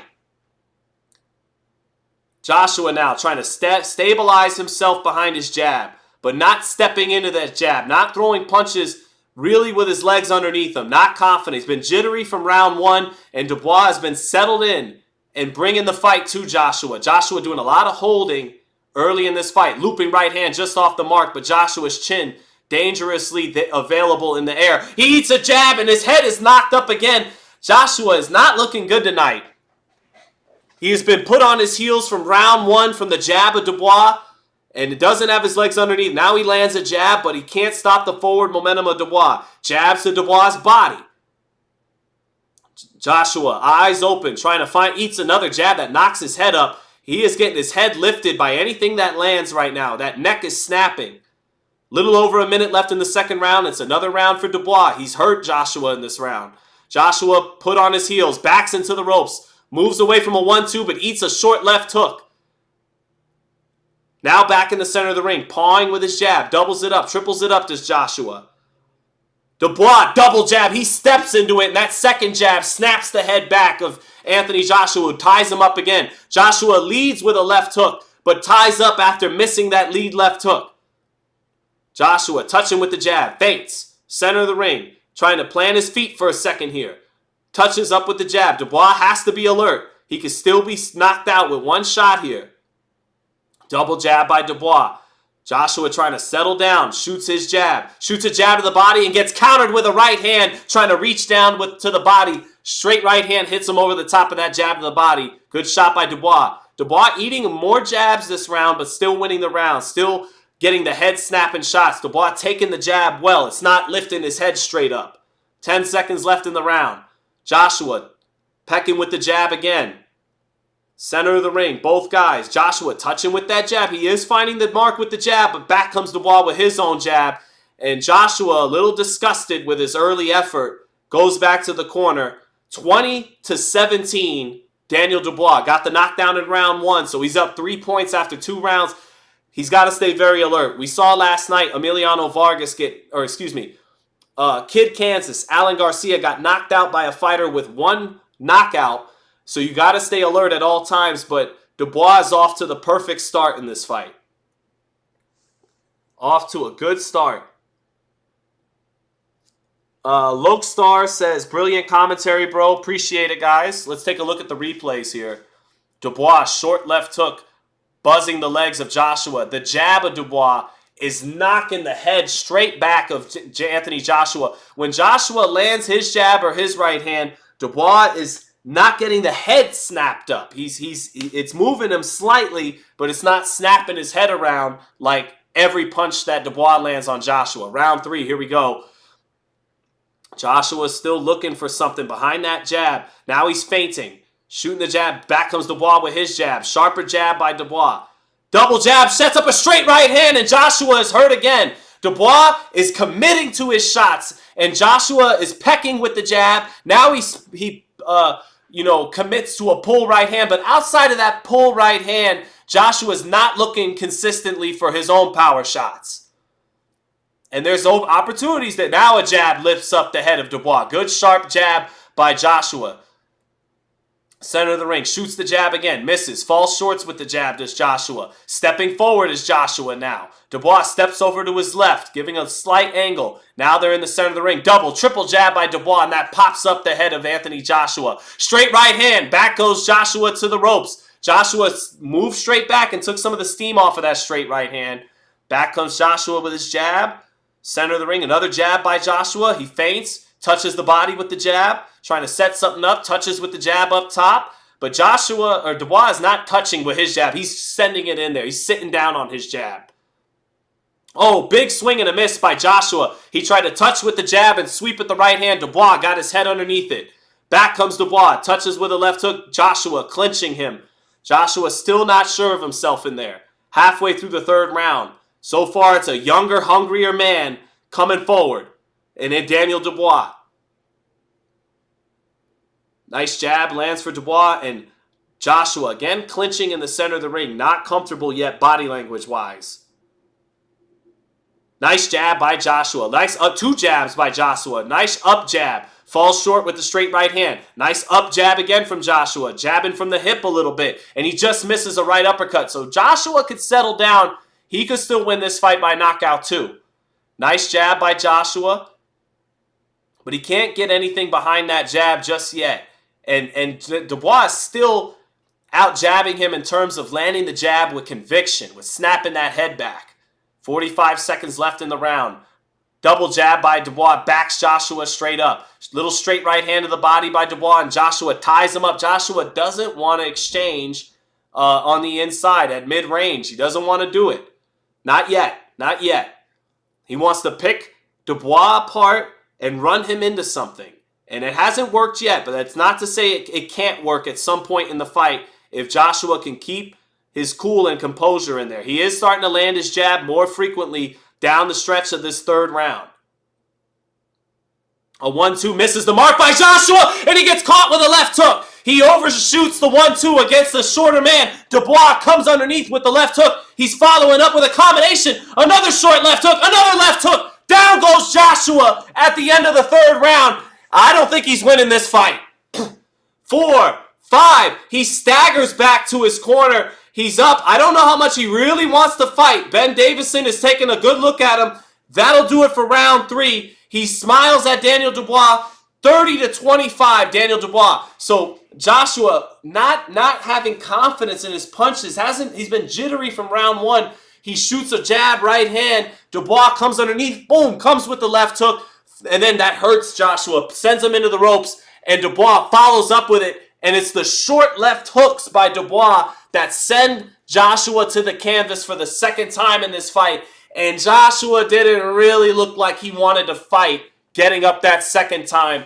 This could be it for Anthony Joshua at the top level. I thought he'd win this fight, but he has been dominated from the opening bell. Eddie Hearn looks extremely sad ringside. This thing could be over, folks. This could be over. Joshua has got to let go of whatever he's got in his quiver. He's down again. Fight's over. Joshua this time goes down on a punch that hit him on the shoulder. His legs have not been there all night long. This is what's great about the heavyweight division. He bats his chest, but I think you're done, brother. I think you're done. Let's see. Big right hand by Joshua misses. Dubois is intelligent tonight. Referee waves it off, and that's all she wrote. Down goes Joshua again. And that, oh, no. Referee says no knockdown. He gives the A side a little chance here. Joshua's up, but he's reeling. Short left hook lands again for Dubois. Joshua ties him up. Dubois been very good tonight. Fought a hell of a fight. Looks like he's on his way to a knockout. Another left hook lands for Dubois. Joshua's legs are all over the place like jelly. Joshua's holding on, to his credit, trying to make his way through this fight. He waves Dubois in, but his legs aren't underneath him, so he can't even deliver a knockout shot right now. His legs are jelly. The referee is warning Dubois. He's trying to give the A side some shit. Short right hand on the inside out of the clinch for Dubois. Joshua backed up on the ropes. Legs are jello still. Left hook to the body for Dubois, but it's a little slow, and the referee is giving Joshua a lot of time. Don't tell me you're going to take a point away for a borderline shot. No, he warns Dubois. He's giving Joshua opportunities to try to recover. This is the politics of boxing. Big right hand by Dubois and a left hook. And Joshua again nearly sinks to the canvas. He holds on for dear life. Holds on for dear life. Blocks a right hand by Dubois. Dubois measuring with the jab. Throws the jab. Hooks off the jab. Lands another short left hook. Throws a combination. Left hook lands again for Dubois. Joshua badly hurt. Getting beaten from pillar to post. Minute left in the round. And they're just trying to give Joshua every opportunity. Big right uppercut. Lands for Joshua. Dubois eats it. Right uppercut for Joshua. Jab for Joshua. Dubois has to be alert. Jab lands for Joshua. Jab lands for Dubois. But that right uppercut may have gotten Dubois' attention. 45 seconds left. Joshua tries the right uppercut again. And Dubois isn't really seeing it coming. Man, this is an exciting heavyweight fight. Joshua still threatening with that right uppercut, chat. Dubois eats a jab by Joshua. Jab to the body by Joshua. Joshua sticking his tongue out. Joshua just off the mark with a right hand. Dubois got to stay disciplined in there. 15 seconds left and just a sliver, a little sliver of life for Joshua because of that right uppercut. Another big Daniel Dubois round. Should have had a knockdown this round. I can't remember if the referee, he went to the canvas once or twice this round. I know the referee didn't call one of them a knockdown. That should really be another 10. And now Joshua says, here, have a seat. Joshua showing some big moxie there. Referee gave him a couple of chances to survive, and it did enough to let Joshua land a right uppercut in the last minute that has to keep Dubois honest. Another huge round for Dubois, 40-34. I got him up 6 points. He should have had a knockdown that round, but it wasn't called. But he still has to be alert in there, man. Still has to be alert. They didn't call it a knockdown, and it should have been a knockdown. So no knockdown called that round, even though I thought, probably should have been. But 40-34, Dubois up by 6 points through 4 rounds, 2 knockdowns. But Joshua, with that right uppercut, still threatened a little something. So here we go. All right, round 5. Dubois has to stay behind his jab, stay alert, because Joshua can still change the fight with one punch, even with his legs seemingly not being there. Joshua backing up, pecking with the jab. Both trading jabs. Joshua, big straight right hand by Joshua, but Dubois defensively responsible tonight, catching that straight right hand. And that's the shot Joshua keeps looking for. 1-2, backs Joshua up into the ropes, knocks him back, and he clinches Dubois. Dubois putting that forearm in AJ's chin, and the referee, of course, warning him. Good jab. They trade jabs. Both snappy. Big right hand! Dubois hurt. Straight right hand hurt Dubois. Straight right hand hurt Dubois. His legs are not underneath him now. Oh, but straight right hand drops Anthony Joshua. Joshua is down for the 3rd time. 6, 7, 8, and he's out. He's out. Joshua can't beat the 10 count. What an exciting finish to this fight. That's heavyweight boxing. Hats off to Joshua and Dubois. Dubois knocks Anthony Joshua Spark out. Straight right hand. This is a clean knockout. Joshua got dropped several times by Andy Ruiz, but got stopped, on his feet a little bit. This was a 10 count. He got knocked out, straight right hand by Daniel Dubois. Joshua is conscious. He's coherent and everything. Joshua just hurt Daniel Dubois with a right hand, tried to follow up on it, and Dubois instead hits him with a straight right hand, knocks him out. And you know what? I gotta play a song for Daniel Dubois because why isn't my phone working? Hold on. All right, I gotta play a song for Daniel Dubois. This will get us copyright, but we keep it jazzy, chat. We keep it real. Here we go. All right, what Daniel Dubois did tonight. This is what he did tonight.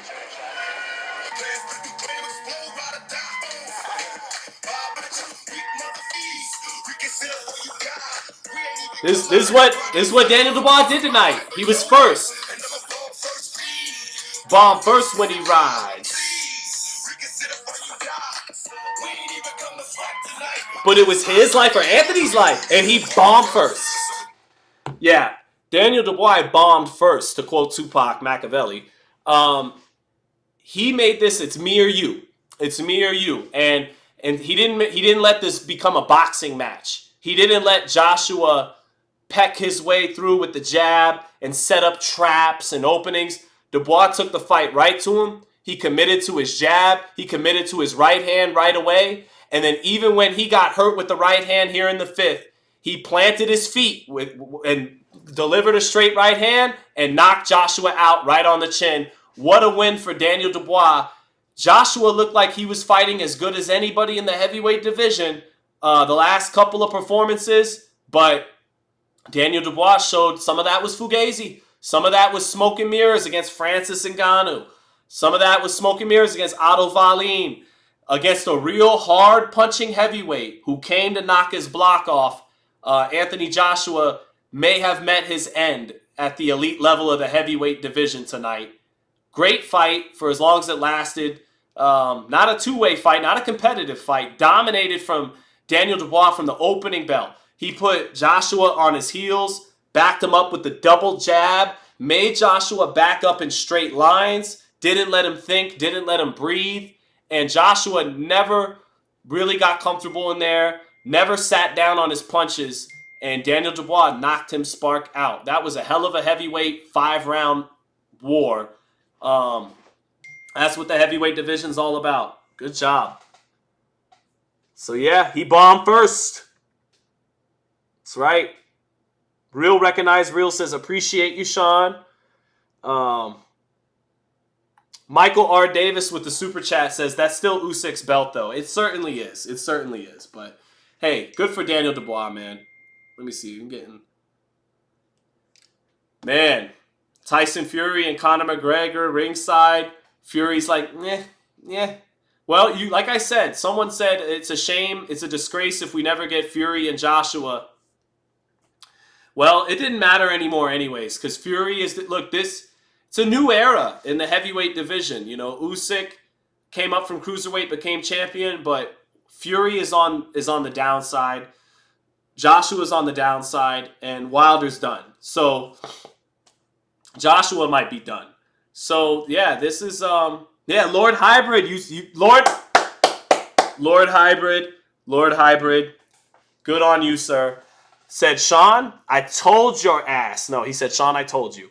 Sean, I told you Danny would dominate AJ. You didn't just say win. You did say dominate. He has superhuman strength. He is going to beat everybody. He's going to beat everybody? I don't know. I knew AJ could not hurt Danny. Danny is going to beat all of them. Well, I'm happy for Daniel Dubois because he has persevered in his career. People questioned his heart after he got stopped by Joe Joyce. He came back, showed what a man he is, what a fighter he is. He gave Usyk a good fight, and some people thought got maybe even robbed from that borderline body shot. Ultimately, Usyk stopped him. But Daniel Dubois was thought of coming out of the Commonwealth, out of the United Kingdom, as being the guy who has next. And then people pumped the brakes on that after the Joe Joyce fight. But this is the heavyweight division, man. So, you know, the Jared Andersons out there, don't be discouraged because look at Daniel Dubois. He was the British Jared Anderson. He had the hopes of being the next guy pinned on him. He got upset by a hard-punching veteran, by a grown man, kind of like Jared did with Martin Bacoli. So this is the heavyweight division, man. Lennox Lewis got knocked out by Oliver McCall early on. You could bounce back.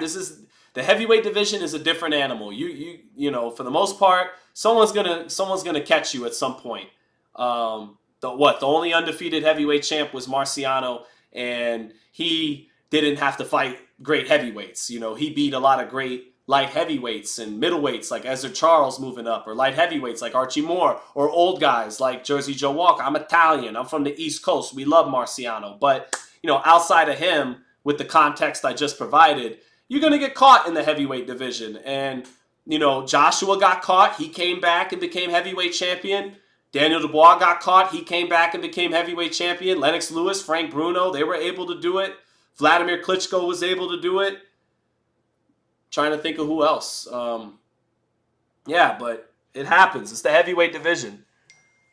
Jameson Childress said, appreciate you covering the fight, Sean. No, thank you. And shout out to Lord Hybrid. Lord Hybrid should have a live right now. He was the guy who actually picked the fight correctly today. But yeah. Yep. You know, shout out to Joshua. He's provided the heavyweight division with a lot. But I'm not exactly sad to see that happen to him because he was playing the role of bully. And sometimes there is a certain satisfaction, nothing against Joshua, but in seeing the bully get humbled. He was trying to bully Dubois. AJ was beginning to lean too heavily into the tough guy persona. I think he found himself in the aftermath of the Usyk loss being a little meaner, having some of that pressure removed as being the idol of Britain. But then heading into this Dubois fight, it's like he was feeling himself a little bit too much, And now instead of being the proper gentleman, the face of British boxing, he wanted to be the tough guy, the bad guy. And I felt like in the lead up to this Dubois fight, he was leaning into that a little too heavily. And I said before the fight, even though I favored Joshua, let's see what happens if the bully gets punched in the mouth. And we saw what happened. He couldn't stabilize. And to his credit, though, down the stretch of the fourth round, he landed a right uppercut that got Dubois' attention. And just before he got knocked out, he landed a right hand that got Dubois' attention. So credit to him for that. But ultimately, the bully got bullied. And that's what I mean by it was a little satisfying to watch. Nothing against Anthony Joshua personally, but he was the bully heading into this fight, and the bully got bullied. So good on Daniel Dubois. And it's also satisfying to see a guy in Daniel Dubois come back from multiple knockout losses and become champion. So that speaks to the grit and the gumption he has. And Daniel Dubois, one thing I liked about him tonight, KISS, keep it simple, stupid. Make him back up in a straight line with the double jab. Commit to the jab. He's going to paw with it. Don't worry about that pull right hand.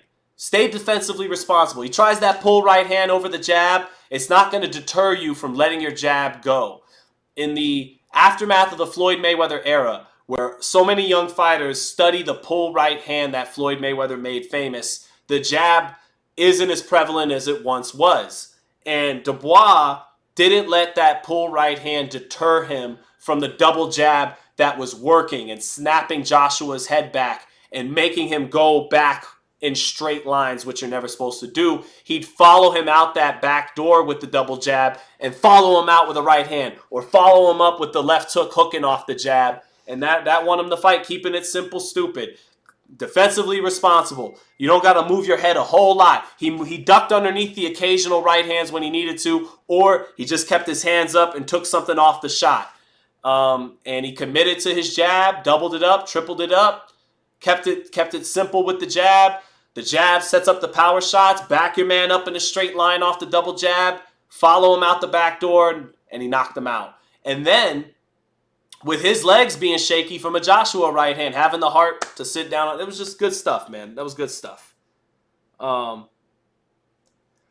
Jameson Children said, I'm upset that we never got to see AJ versus Wilder. That's the real travesty. That is the real travesty. And who knows who would have won that fight? We will never know. We can only speculate. That's the bullshit of boxing. You know, that's the bullshit that I want to do a better job if I have any say in it, ever so small. That's why I've been asking tougher questions the last 2 or 3 years. That's why I've been pulling less punches on my assessments, because we need some truth speaking, so that the business and politics of boxing don't continue to rob us of fights like Wilder and Joshua that should have happened, and Joshua and Fury, and Crawford Spence happening when it should have happened, you know, and Crawford Boots and Benavidez versus Canelo, and you know, and on and on and on. Shakur versus Tank, and on and on and on. But we are going to see another rebuild, aren't we, AJ? Let's see what Joshua says. You know what it is? Before I came here, I'm always saying to myself, I'm a fighter for life. We rolled the dice at success, and we came up short, and we roll it again, innit? You know what I mean? We keep rolling the dice. Was it? My wife gets bent out of shape if I don't pick a fight correct. Sweetheart, don't worry. I didn't really commit to this fight that bad. It's not like I was on the... We didn't get an official Porterweight podcast. I didn't watch a bunch of tape. I pulled up, ready to call the main event. Who do I think is going to win? Joshua. It's not... I don't sweat it when I pick fights wrong that I didn't really break down tape and sink my teeth into them. Dubois did his thing. He knocked him out in 5 rounds. Big Baby put on a better fight than AJ did with Dubois. He did. You know, let's hear what Eddie Hearn has to say real quick. You just never know. Both of them throwing heavy shots, and one of them was going to land. The year of the upsets. Cat Williams said this would be the year the truth comes out, right? Well, it was the first round. Charles N. What's up, Charles N? AJ shipped in the first round, and after that he was fighting on heart and desire. I'm so proud of him because he never gave up. His legs were deceiving him, and he just kept on trying. And at the end of the 4th round, he hurt Daniel Dubois, and in the 5th round, he really hurt Daniel Dubois. Dubois might be the actual harder-hitting heavyweight. What do you think, Sean? He was tonight, Gustavo. You know, it's hard because Joshua wasn't confident from round 1. He was put on his heels, and he didn't step into a lot of his punches the way he would if he was confident. Easily tonight, the harder puncher was Daniel Dubois. Joshua, when he's firing on all cylinders and his feet are planted, I still don't know if Dubois punches harder than that level of power, but maybe he does after all. I don't know. It doesn't matter. Tonight he was the harder puncher, and that's all that matters. Eddie Hearn about to cry. Eddie Hearn, man. Between Joshua faltering, Canelo no longer working with him and working with PBC, and him selling out to Turkey Al-Sheikh, I like Eddie. Eddie is a good enough person, despite growing up like with hundreds of millions of dollars. Probably he gave me a shout out when I had my seizure at the Canelo Jacobs. That was a very human moment of him that I'll always appreciate. So I personally kind of like Eddie Hearn. But I got to call a spade a spade. His venture into the United States has largely flopped. I can't say it's largely flopped. He does hold certain benchmarks. The most attended fight in American boxing history was Canelo versus Saunders. Eddie Hearn put that fight on. But I don't think he's moved the needle as consistently as he had hoped when he started with DAZN and the $1 billion budget that he launched in downtown Manhattan or uptown Manhattan, wherever it was. So, yeah, between Devin Haney getting some nice paydays off of him where he was probably overpaid, and then leaving him for the real marquee fights, and him, not really being able to move the needle consistently outside of Canelo, who he was just feeding the fighters he really had built from scratch. He was just feeding Canelo those wins, and now Canelo's with PBC, and then him selling out to Turkey. Eddie's had to endure some L's, but I still like him. So, let me see. I'm getting texts coming in from some boxing peeps. Jake Donovan tweeting that Joshua is going to fight Wilder. All right, that's a fun shot versus shot heavyweight fight. Talk about it being happening when it's not supposed to happen anymore. But, hey, both fighters want to leave on their terms. They're both basically equally as shot. I think Wilder is more shot than Joshua. But it'll be fun. But Wilder has always had more heart than Joshua. So maybe that makes up for being older and even more diminished than Joshua is. Maybe the fact that he has more heart. Not to say Joshua doesn't have heart. He showed heart tonight. But, yeah, we'll see. AJ should fight Fury and retire. Sounds like it's going to be Wilder instead. So, all right, chat. But that's about it. I want to thank you guys. If there's anything else you guys want to talk about before I get up out of here, please go ahead and fire away. Otherwise, I'm going to get ready to take my son and the family to the arcade today. So let it be known, chat. What's good?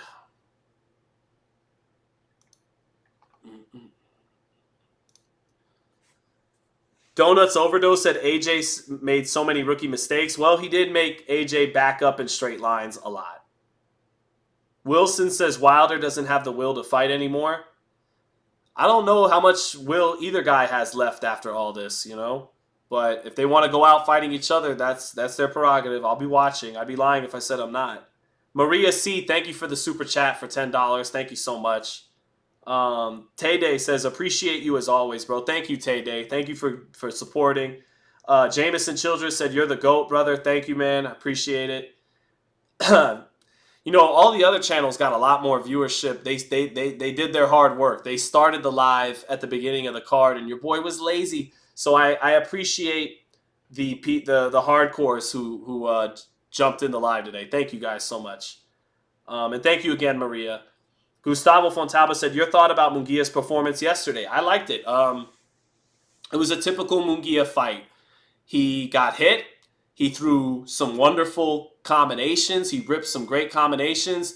I think it's fair to put the label of Mexican Warrior on Munguia now. I think he's definitely earned that. And that's his level of opposition hasn't consistently been as great as other fighters we've awarded the Mexican Warrior label as, but I think it's safe to put that label on Munguia. He is a certified Mexican Warrior, and even though he gets hit a lot, he does shift his head, move his head, and it's nice to see him back with the great Eric El Terrible Morales.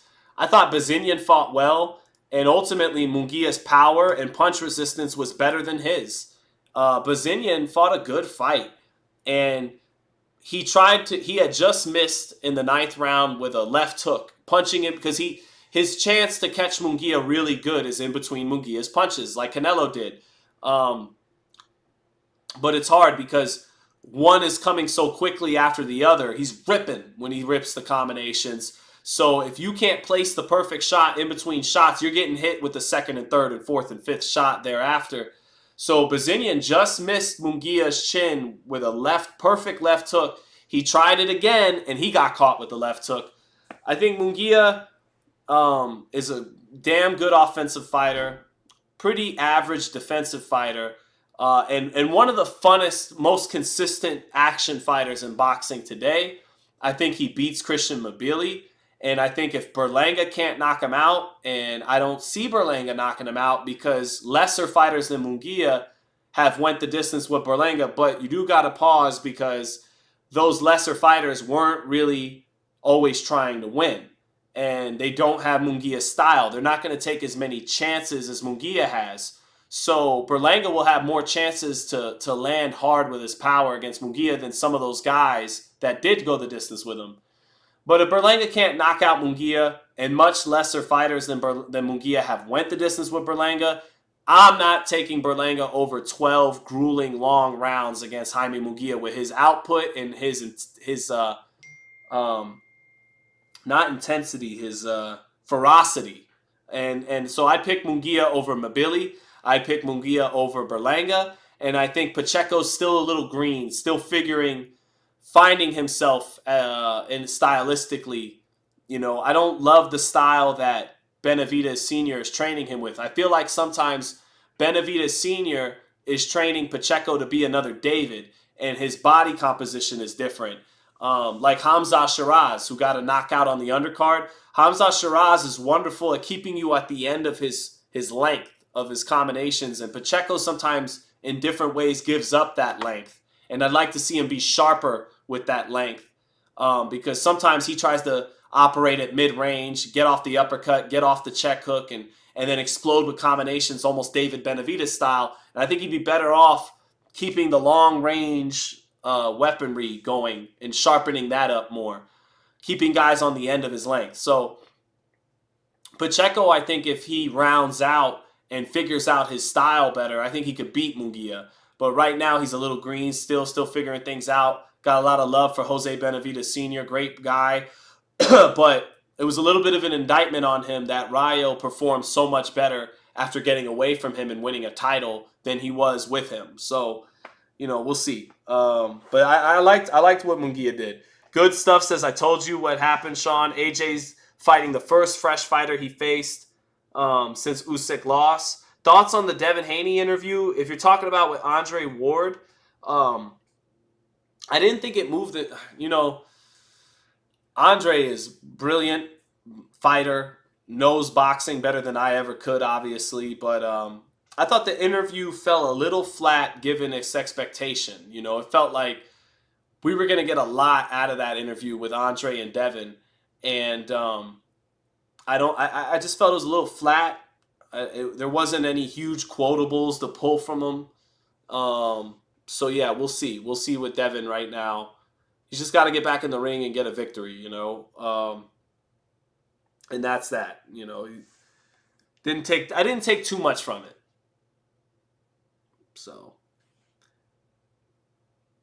let's see. But that's about it, guys. What about Plant and Munguia? Gustavo, good-ass fight. That's a tough one, man.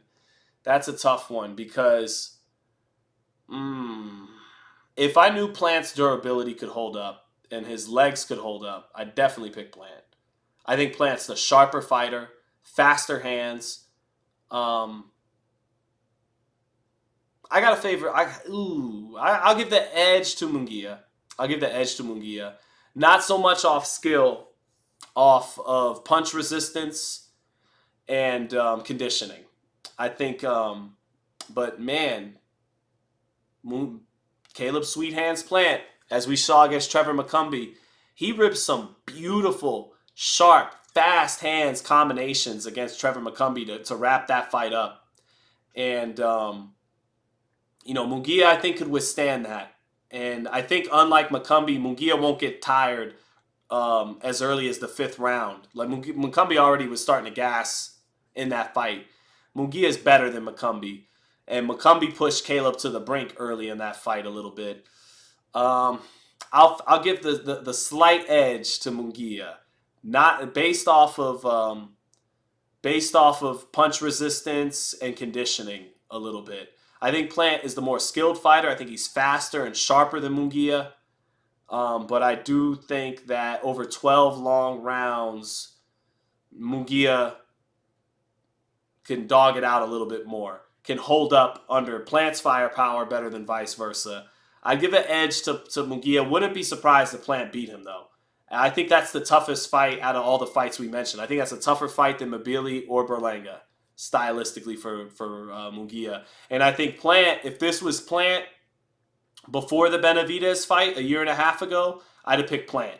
The Plant that fought Benavidez, I'd have picked that version of Plant. But Plant withstood a lot of punishment in the second half of that fight, and I think some of it showed up early against McCumbee. But some of that was ring rust too, because as the fight went on, Plant began to take the power better and just looked better all around. Looked like he knocked some rust off. But it also looked like that Benavidez fight and the Canelo fight took a little something out of him in some areas too. So I'd give the slight edge to Munguia.